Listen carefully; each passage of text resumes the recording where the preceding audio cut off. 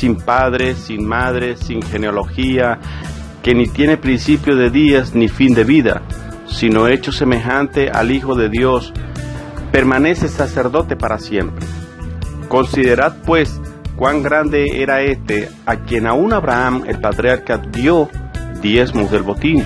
Ciertamente los que de entre los hijos de Leví reciben el sacerdocio tienen mandamiento de tomar del pueblo los diezmos según la ley, es decir, de sus hermanos, aunque estos también hayan salido de los lomos de Abraham. Pero aquel cuya genealogía no es contada de entre ellos, tomó de Abraham los diezmos y bendijo al que tenía las promesas. Y sin discusión alguna, el menor es bendecido por el mayor. Y aquí ciertamente reciben los diezmos hombres mortales, pero allí uno de quien se le da testimonio de que vive. Y por decirlo así, en Abraham pagó el diezmo también Leví, que recibe los diezmos, porque aún estaba en los lomos de su padre cuando Melquisedec le salió al encuentro. Si pues la perfección fuera por el sacerdocio levítico, porque bajo él recibió el pueblo la ley, ¿qué necesidad habría aún de que se levantase otro sacerdote según el orden de Melquisedec y que no fuese llamado según el orden de Aarón? Porque cambiado el sacerdocio, necesario es que haya también cambio de ley. Y aquel de quien se dice esto es de otra tribu de la cual nadie sirvió al altar, porque manifiesto es que nuestro Señor vino de la tribu de Judá, de la cual nada habló Moisés tocante al sacerdocio. Y esto es aún más manifiesto si a semejanza de Melquisedec se levanta un sacerdote distinto, no constituido conforme a la ley del mandamiento acerca de la descendencia, sino según el poder de una vida indestructible. Pues se da testimonio de él, tú eres sacerdote para siempre según el orden de Melquisedec. Queda pues abrogado el mandamiento anterior a causa de su debilidad e ineficacia, pues nada perfeccionó la ley, y de la introducción de una mejor esperanza por la cual nos acercamos a Dios. Y esto no fue hecho sin juramento, porque los otros ciertamente sin juramento fueron hechos sacerdotes, pero este con el juramento del que le dijo, juró el Señor y no se repetirá, tú eres sacerdote para siempre según el orden de Melquisedec. Por tanto, Jesús es hecho fiador de un mejor pacto, y los otros sacerdotes llegaron a ser muchos, debido a que por la muerte no podían continuar. Mas este, por cuanto permanece para siempre, tiene un sacerdocio inmutable, por lo cual puede también salvar perpetuamente a los que por él se acercan a Dios, viviendo siempre para interceder por ellos. Porque tal sumo sacerdote nos convenía santo, inocente, sin mancha, apartado de los pecadores y hecho más sublime que los cielos,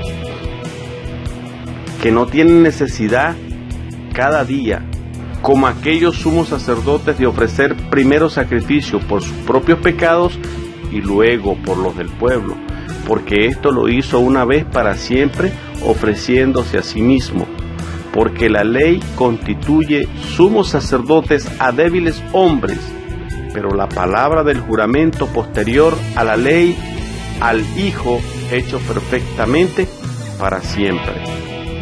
Hebreos capítulo 8.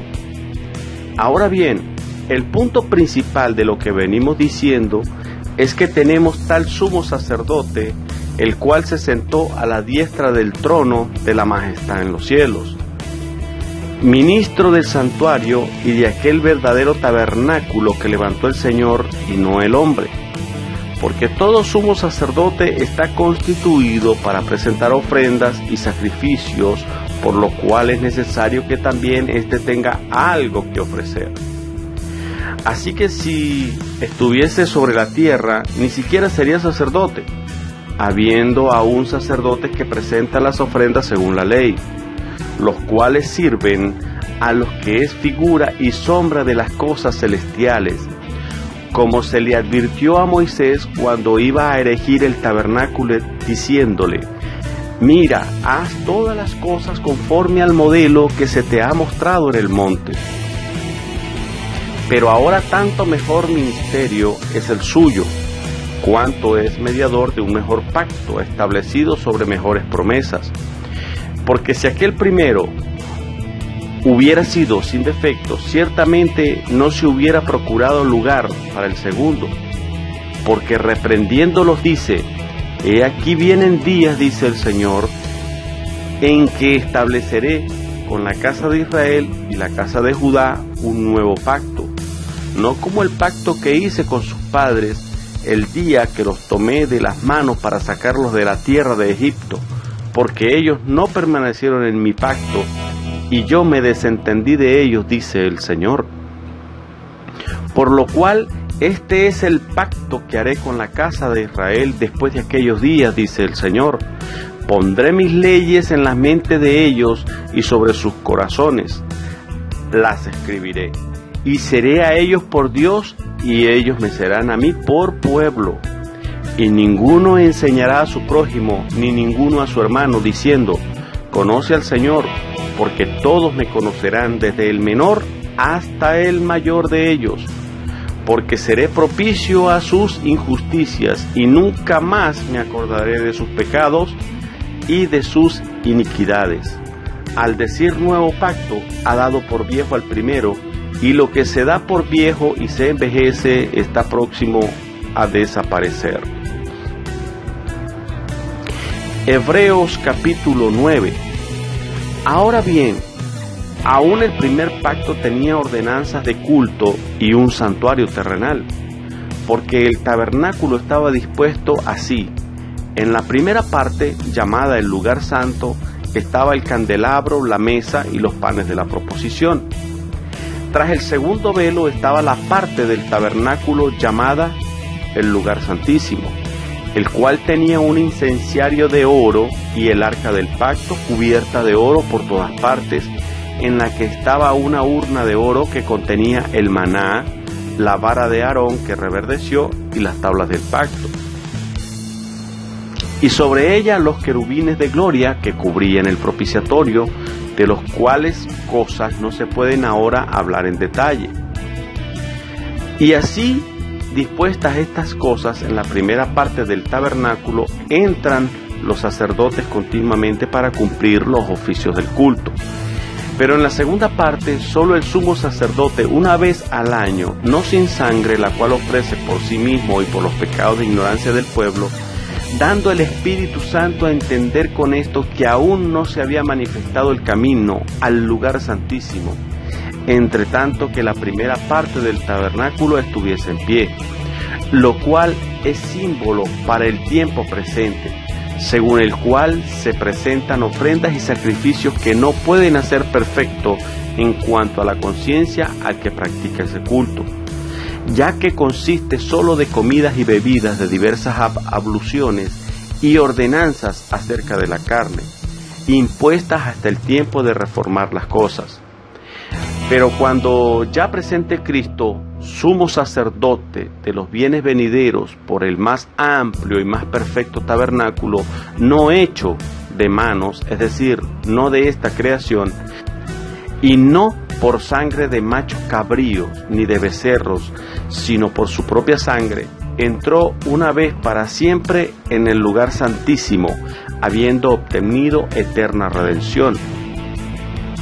Porque si la sangre de los toros y de los machos cabríos y las cenizas de la becerra rociada a los inmundos santifican para la purificación de la carne, cuánto más la sangre del Mesías, el cual mediante el Espíritu Eterno se ofreció a sí mismo sin mancha a Dios, limpiará vuestras conciencias de obras muertas para que sirváis al Dios vivo.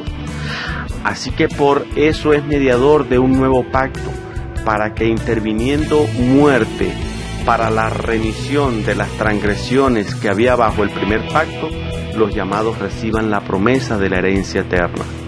Porque donde hay testamento es necesario que intervenga muerte del testador. Porque el testamento con la muerte se confirma, pues no es válido entre tanto que el testador vive, de donde ni aun el primer pacto fue instituido sin sangre. Porque habiendo anunciado Moisés todos los mandamientos de la ley a todo el pueblo, tomó la sangre de los becerros y de los machos cabríos con agua, lana, escarlata e hisopo, y roció el mismo libro y también a todo el pueblo. diciendo: esta es la sangre del pacto que Dios os ha mandado. Y además de esto, roció también con la sangre el tabernáculo y todos los vasos del ministerio. Y casi todo es purificado según la ley con sangre, y sin derramamiento de sangre no se hace remisión. Fue pues necesario que la figura de las cosas celestiales fuesen purificadas así, pero las cosas celestiales mismas con mejores sacrificios que estos, porque no entró Cristo en el santuario hecho de mano, figura del verdadero, sino en el cielo mismo, para presentarse ahora por nosotros ante Dios, y no para ofrecerse muchas veces, como entra el sumo sacerdote en el lugar santísimo cada año con sangre ajena. De otra manera le hubiera sido necesario padecer muchas veces desde el principio del mundo, pero ahora, en la consumación de los siglos, se presentó una vez para siempre por el sacrificio de sí mismo para quitar de en medio el pecado. Y de la manera que está establecido para los hombres que mueran una sola vez, y después de esto el juicio. Así también Cristo fue ofrecido una sola vez para llevar los pecados de muchos, y aparecerá por segunda vez sin relación con el pecado para salvar a los que le esperan.